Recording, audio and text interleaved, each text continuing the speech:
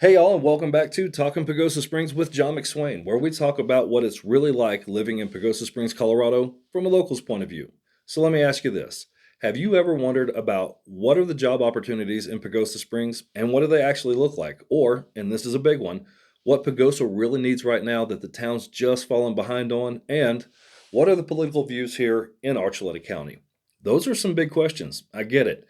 So I'm not going to rush through them today. I want to slow it down, get into the details, and really answer these the right way.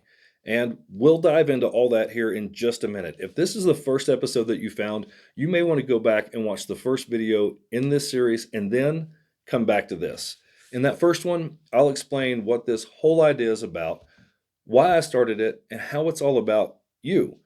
Like, honestly, when it comes to you, what do you want to know? What do you really want to know about living in Pagosa Springs? I know that if I want to know something about anything, I do two things. One, I ask someone who knows about whatever it is I'm trying to figure out. And two, I go see what the University YouTube has to say about it.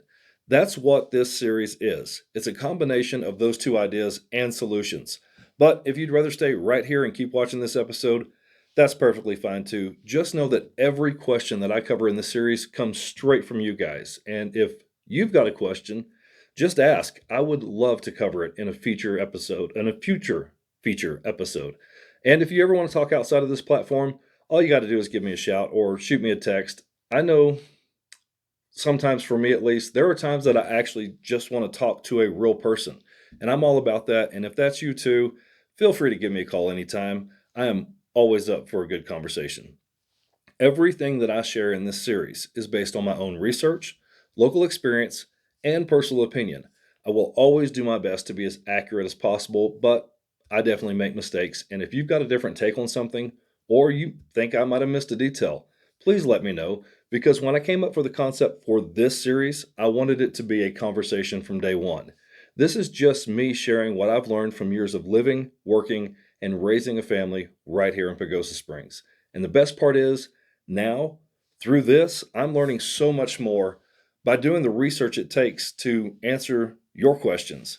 I do want to give you a quick heads up. I'm planning on dropping a new episode every Wednesday around 3 p.m. Mountain Standard Time. And I do want to apologize that it's taken as long as it has between the first episode and this one. When it came to a project this big, it took a lot more than I thought it would take to get it up and running. But I do think I got it figured out now for the most part, just in case you got a hankering to tune in to see what's going on.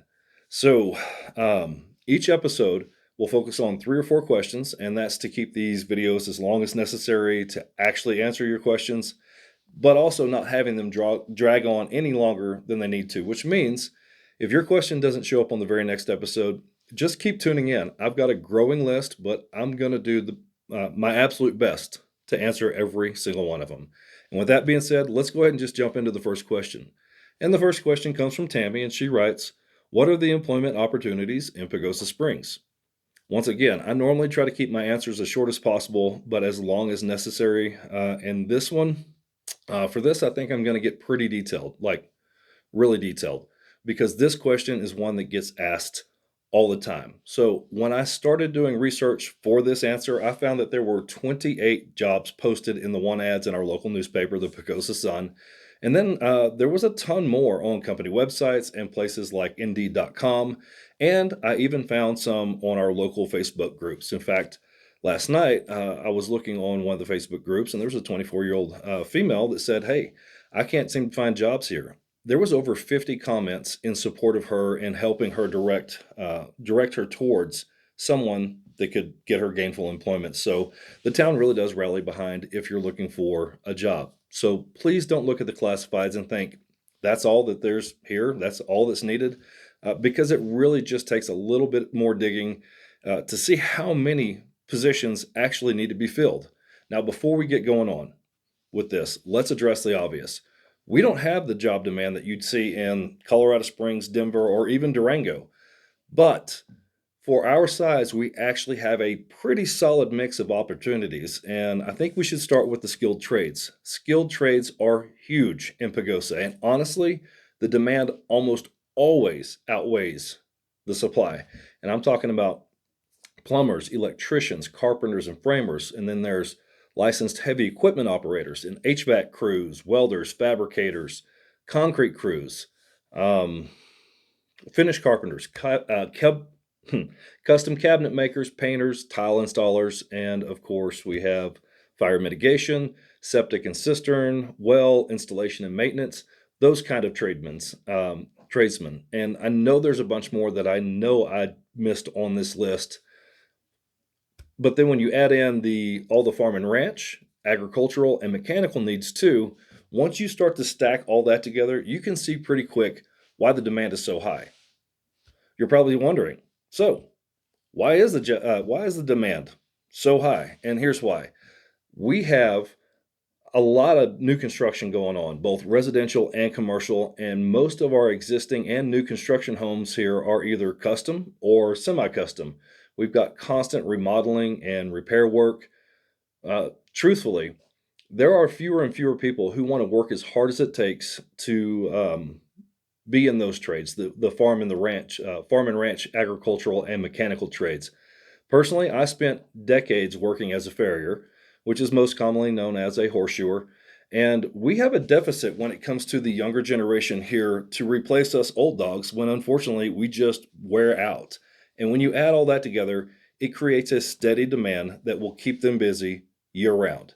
We like to joke that we only have two seasons here, which would be full blown construction and winter. So, yes, some trades will slow down a bit when the snow hits, but skilled trades do not stop by any stretch. Now, keep in mind, we do have a lot of seasonal work here too. So, if that's what you do, you've got to be a little flexible here. That may look like snow removal in the winter, landscaping in the summer, and maybe cutting firewood in the fall. Now, our next one is healthcare, and it's another big one here in Pagosa. And we've actually got a pretty solid medical community with a lot of different roles to fill. Between Pagosa Medical Center, Pagosa Springs Medical Center, our local clinics, dental offices, physical therapy centers, home health care, Pine Ridge Extended Care and Rehab, and even our veterinarian clinics, there's always a need for good people. And those just aren't medical roles either. You've got doctors and nurses, techs, maintenance, front desk, clerical, food service, and it takes a lot of people, a lot of different people to keep these places running. And, sometimes they don't always get the respect and recognition that they deserve, but at some point in our lives, we're all going to need them. So if you're in there and you feel so inclined to, maybe say thank you and take a moment just to appreciate them. Next would be hospitality and tourism, that side of things. And tourism is one of the biggest employers here in Pagosa. People come here for the hot springs, the ski resort, outdoor recreation festivals, hunting and fishing, and of course, those perfect summer temperatures. And speaking of that, I'm going to take a second real quick just to brag on Pagosa when it comes to the weather. Summers they're just unreal, but like in a good way. And fall is one of the most insane displays of natural beauty that you will ever see. Winters can bring some of the craziest powder you'll ever ski in your life. And spring is just like flat out stupid beautiful. If you want me to do a video on all of that, seasons and weather, all you got to do is ask. I would be more than happy. But because of all the tourism that we have, places like the Springs Resort and Spa, Wyndham Resorts, which has close to 400 units, and that's rooms and condominiums, it takes almost like a little army of people to keep those grounds going and the units up to par. A lot of jobs. Wolf Creek. Wolf Creek Ski Area is another big employer. Then we have our hotels, restaurants, bars, and shops, and they usually have steady openings in one way or another. Next up would be retail. And retail stays pretty steady here in Pagosa, and those are jobs like City Market and Natural Grocers, Walmart, the hardware stores, and Tractor Supply. And they almost always need people, and those jobs really do matter. No retail workers means no groceries, no supplies, and no basics. These are the folks that keep the shelves stocked and the doors open. And without those people to fill those jobs, simply put, we wouldn't have a town. Let's go ahead and talk about education. There is actually a pretty good mix of jobs here. We've got teachers, bus drivers, coaches, admin, custodial, food service, all kinds of positions, kind of like The medical side, it's way more than just teachers. It's one of those employers that has a lot of different jobs under the one title, education. Okay, let's touch on one of my favorite job opportunities here in Pagosa, and that's small businesses. Hands down, I honestly feel like this is one of the biggest opportunities out here. There's still a lot of space for people who want to build something of their own. And I do feel like if you see a need out here, you can usually turn that into a business. If you're thinking, we could really use whatever that is, fill in the blank, in Pagosa, whatever that may be, chances are a bunch of other people are thinking or feeling the same need for the same thing. So there is plenty of room for new ideas. And I feel like the community, for the most part, would support them. Of course, depending on what that is. One thing I can say when it comes to small businesses out here, I feel like some of them fail, not because it's not a great idea or a need, it comes down to marketing. No one can use your product or service if they don't know about it. And that's not just marketing to locals. That's the people that are coming here on vacation as well. When people do their research ahead of time for a vacation or a trip, myself included, they usually hit the internet or YouTube. They're looking for places to go, things to see and do well in advance. And you want that exposure before people even get in their car and start heading this way.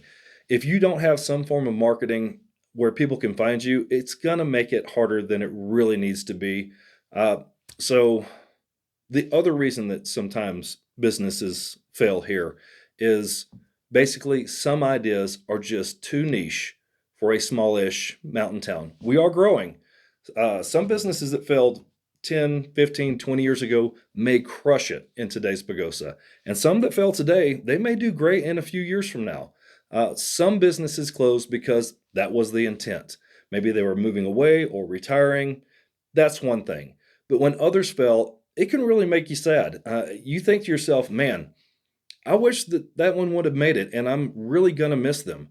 That kind of hit me pretty hard when I was filming the 2026 driving tour update through town. I was driving through town and I kept thinking, well, there's another business. Now, don't get me wrong, I am stoked to see new things in town, but it also makes me think of what used to be there and how so many businesses have come and gone. And if you know me, you know that I love to see people taking that leap of faith and starting something new, and I support them 100%. Heck, even hit me up. Maybe we could feature your business on this channel. I'm always up to help people when and however I can. But when it comes to stepping out and starting a small business, just rely on a lot of research, do your homework first, and then trust your intuition, ask around, get people's feedback, maybe start with one of those community local pages on social media. Mind you, there's always going to be Debbie Downers or negative people wherever you go. Just block all that out and then buckle up and make it happen. Now, this next one is a newer one of the job opportunities. Actually, it's not. It's been a thing for decades, but we have had a boom in this department here recently, and that's remote work or working from home. And that has grown a ton here since, I don't know, like around 2021, as crazy as that sounds. A lot of people who move to Pagosa can and sometimes do bring their jobs with them now. And just so that we're clear, this isn't only about that global shift that happened in 2021. A big part of it is we finally started getting better internet options out here. Starlink launched in 2020, and honestly, that set Pagosa up to actually make remote work possible, even well before the pandemic hit. And now, working from home is more realistic than it ever used to be. Before, I would tell people to be careful, geographically speaking, depending on where they were looking to buy a home in Pagosa, especially if dependable, reliable internet was one of those must haves, because we're not known for having the best internet speeds or coverage. But now with the satellite and Starlink, we can even do Wi-Fi calling through those, which makes working from home in your PJs a whole lot more realistic for a whole lot more people. Now, when it comes to what's up with the local internet providers, I'll get into that into the next question coming up. The last category I want to mention is the government and public service jobs. And here in Pagosa, there's a good mix of those between Archuleta County, the town of Pagosa, fire department, sheriff's department, the U.S. Forest Service, CDOT, Colorado Department of Transportation, and then you've got Parks and Rec, Road and Bridge, Planning and Development, Building departments. I will say, though, that these are known to be steady jobs with good benefits. And when job openings do pop up, they usually get a lot of attention, like quick, fast, and in a hurry. So, yeah, we may be a smallish mountain town, but there's plenty of work for people who want to work. Pagosa's got a lot going on, and people who want to work will usually find employment pretty quick.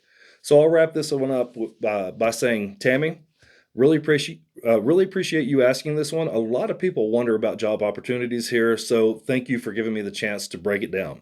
And as always, if you have something to add to this response that I've made, drop it in the comments for anyone wanting to continue this conversation. I'm sure if somebody's moving and they're wondering about it, maybe your comment will be actually more beneficial than this video in and of itself.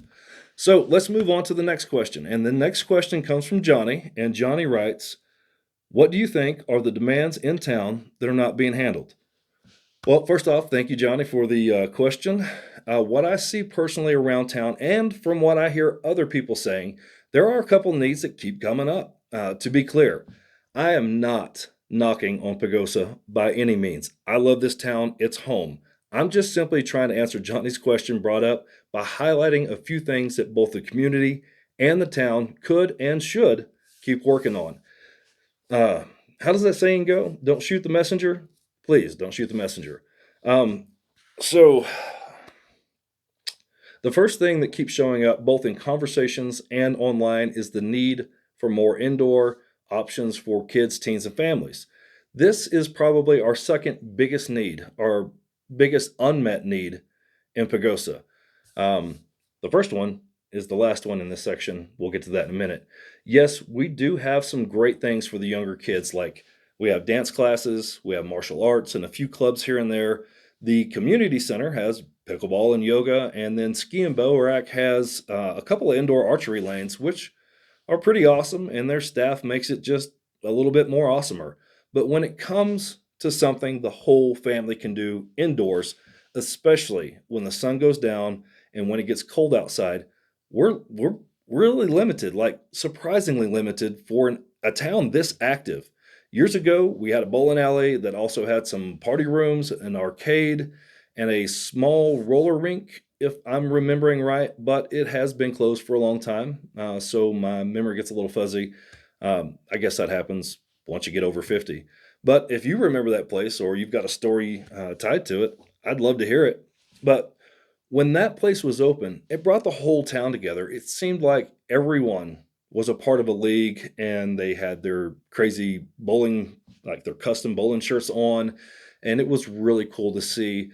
It gave people of all ages something fun to do inside, no matter what the weather was going on and doing outside. And a lot of us, myself included again, we end up jumping in the car and leaving Pagosa anytime we want to do something indoors. For example, Ignacio's Bowling Alley at Sky Ute Casino is great. The Durango Rec Center is one of the best I've been to. Took my kids there quite a bit when they were growing up.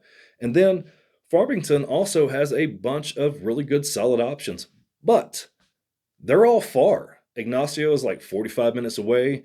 Durango is an hour, depending on weather, can be a little over an hour, and Farmington is even further than that. And when you're just trying to give the kiddos a birthday party or something fun to do, it's a long drive and it becomes a real challenge, especially for parents who can't take the whole day off to make that happen.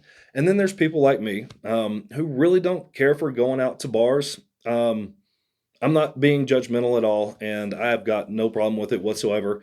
It's just not my thing personally, but because of that, I don't have many options when it comes to socialization and hanging out with friends and family outside of restaurants, the hot springs, and outdoors things.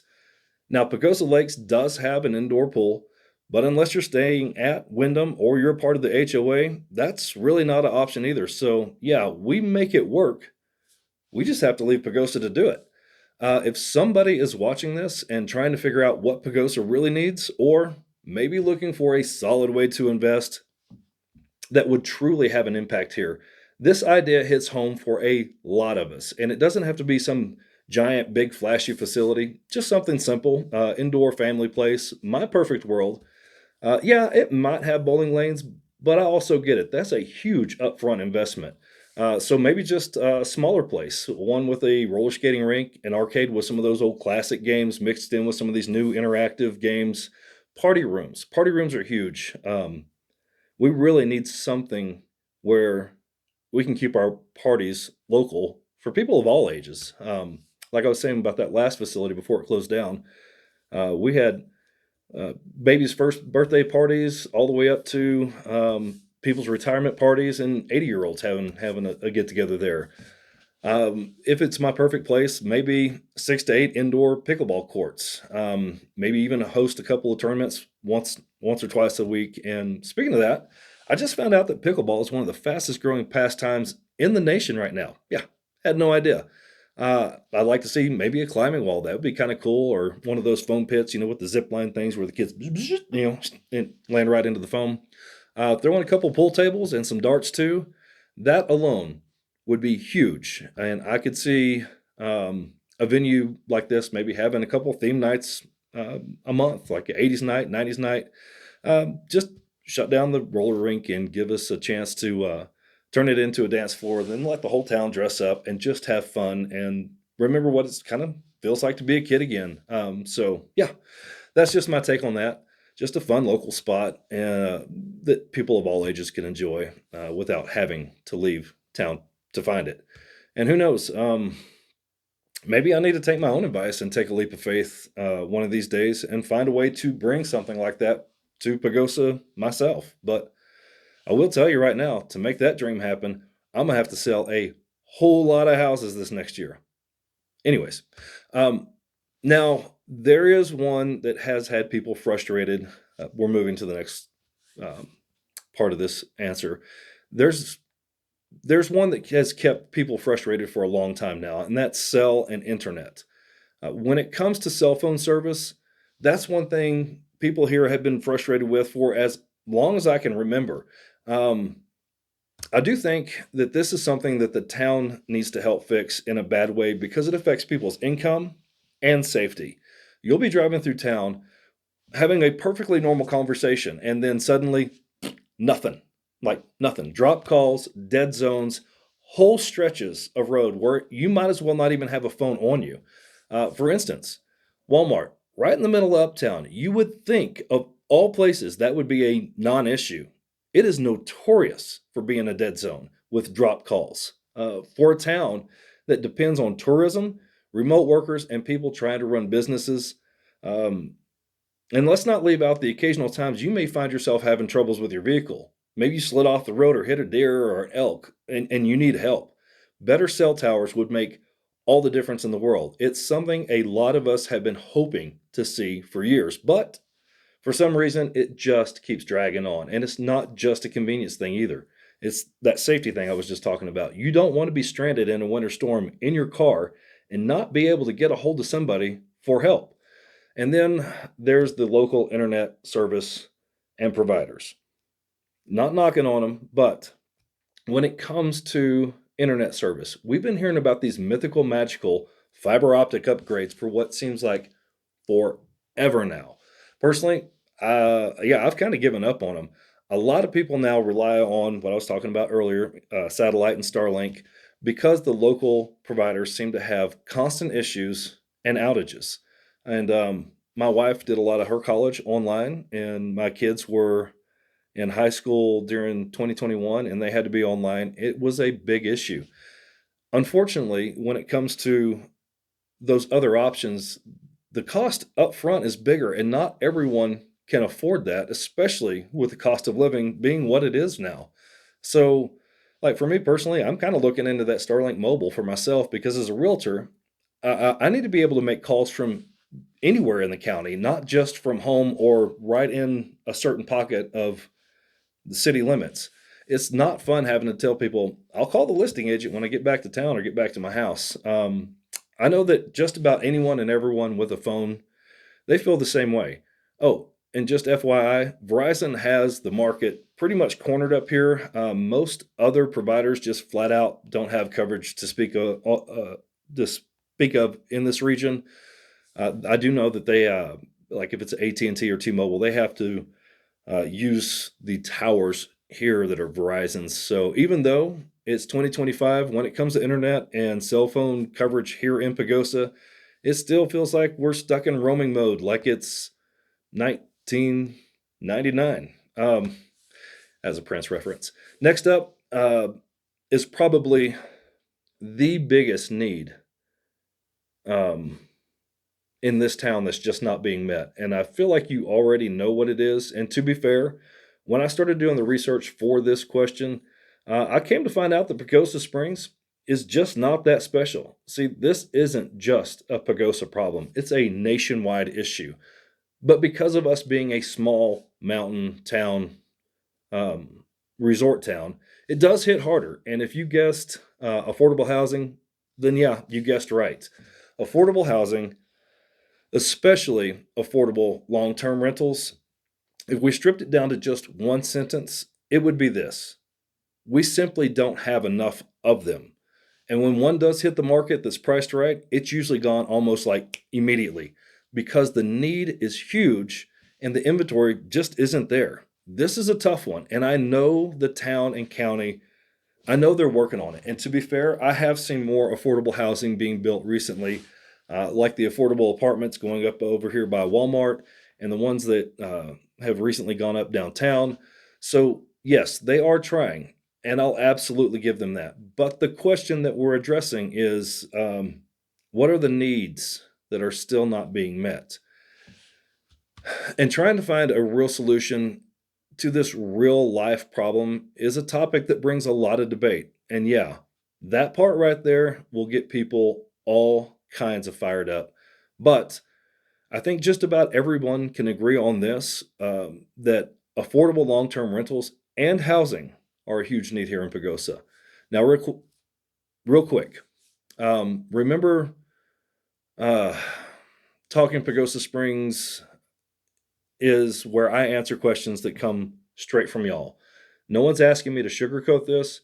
No one's asking me to give the kid glove version. So when it comes to this next part, especially if you're a local watching this, you may want to remember that disclaimer that I gave at the beginning of this video. Like, seriously, you might want to go back. This would be a great time to go and revisit that because, yeah, I might step on a few toes here, but I'm just going to tell it like I see it. Oh boy, here we go. Every time that I hear about another family getting priced out of this town and having to uproot and move away, that's one too many. It's heartbreaking and it pisses me off personally.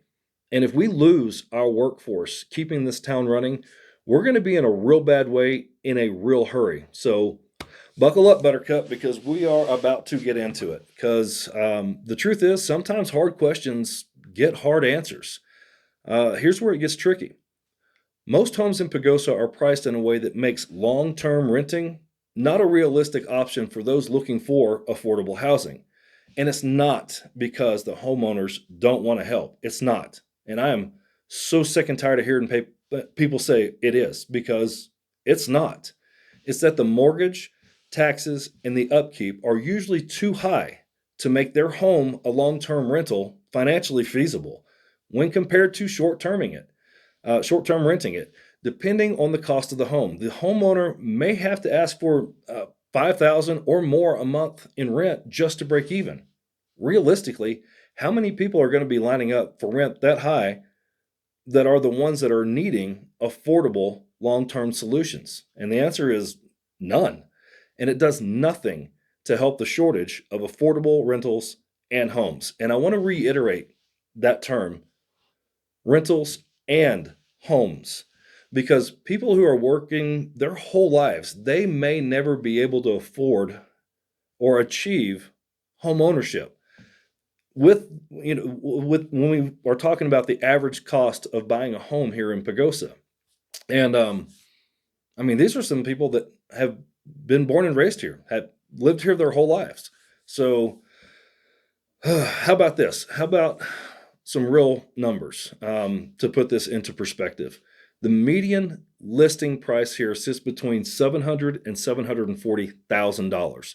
The median sold price is right around $550,000. And here's another one for you. The average cost per square foot is down to around $350 per square foot.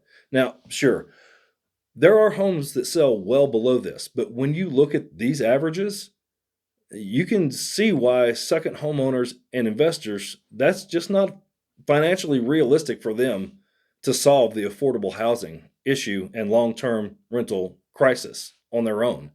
And I also want to point out something that matters here, and I'm not going to gloss over it. There are a lot of people who want to have a home here in Pagosa. They've been coming up here for years, maybe their whole lives, and then they fell in love with the area, the town, the mountain, the people.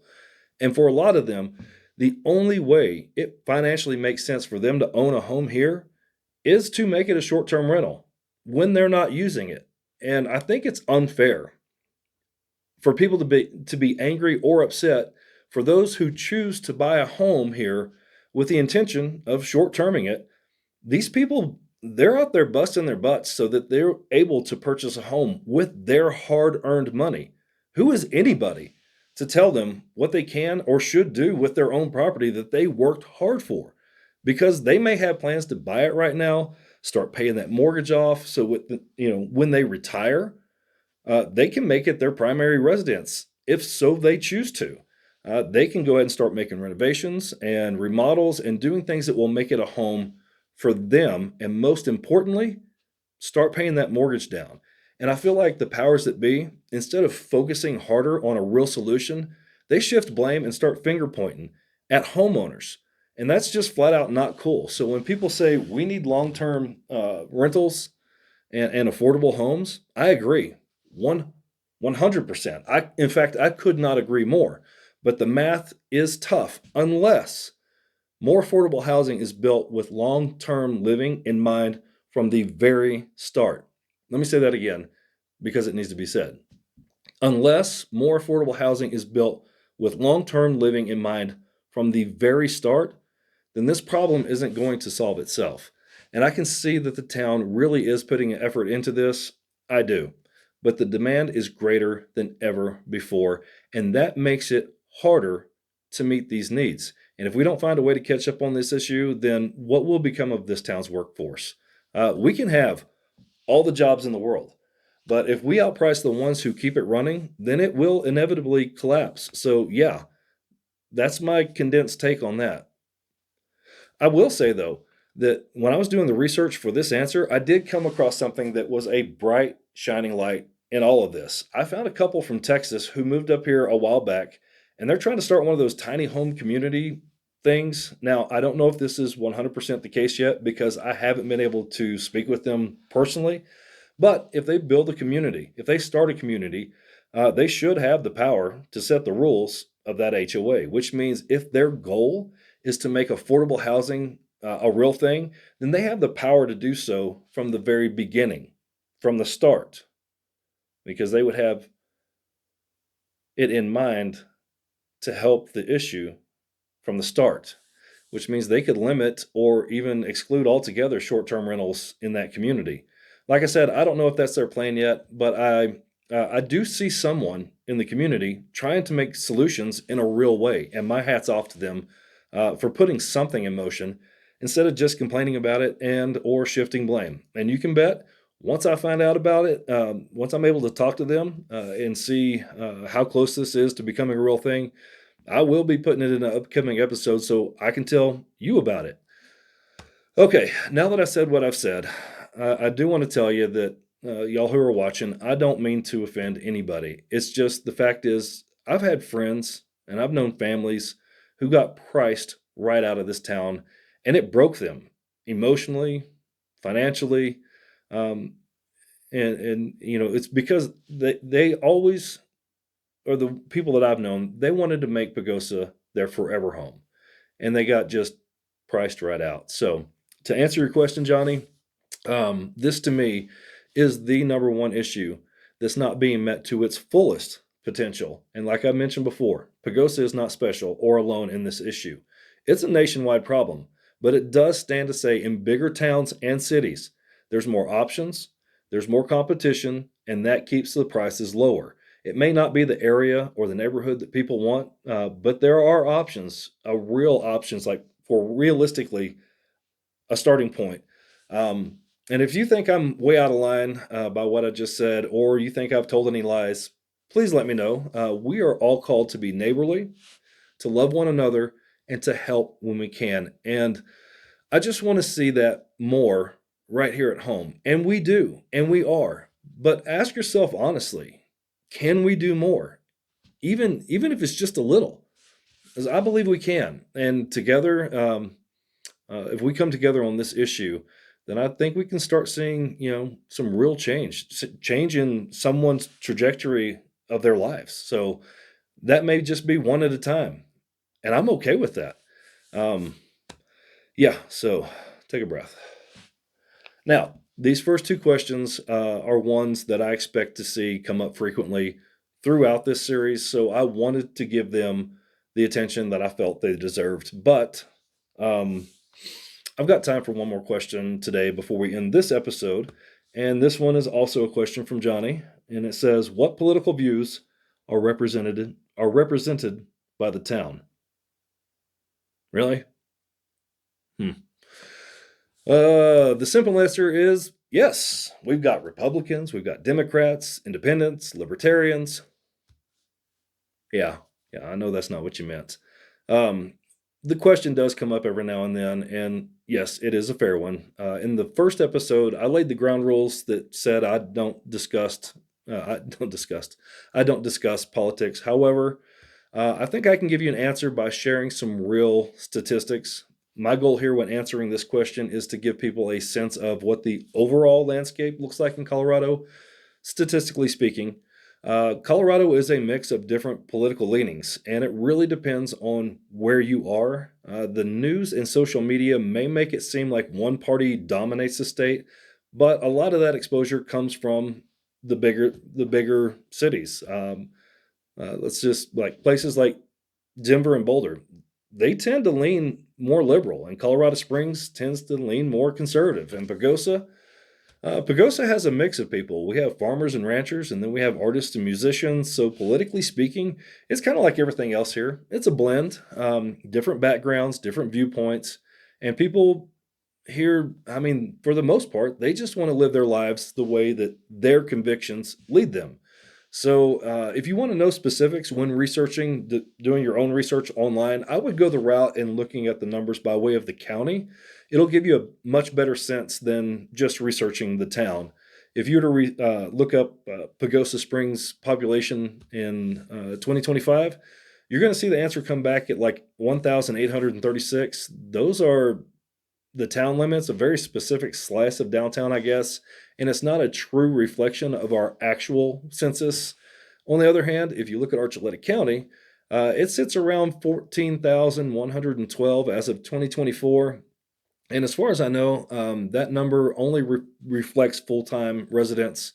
So if you're going to do research and you're trying to get the most accurate picture of uh, the census by a registered party, I would definitely go the route of the county rather than just looking at the town. So I hope that makes sense, and I hope that helps.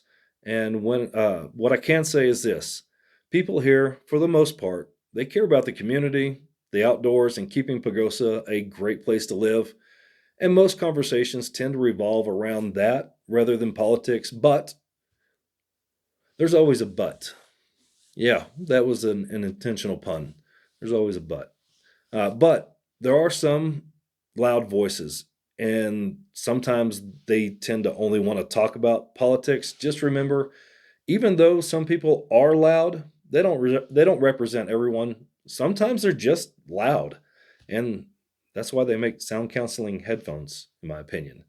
I think that's about it. I think that's about as far as I want to go with the political topics, but I at least wanted to acknowledge the question and answer it the best I could. Thanks again for all the support and all the questions. These questions are great. Y'all are amazing. So, seriously, keep them coming. If you'd like to let me know what you thought about this episode, whether you agreed or disagreed, or just want to add your own thoughts and experiences, that's the beauty of this series. Talking Pagosa Springs it's a conversation, and I always love to hear what you have to say. So going forward, unless it's a holiday or life throws something unexpected at me, you can count on a new episode every Wednesday at 3 p.m. Mountain Standard Time. Thanks for watching, and as always, may you have the best day, may you have a blessed day, and I'll see you in the next video. I'm out. Insane.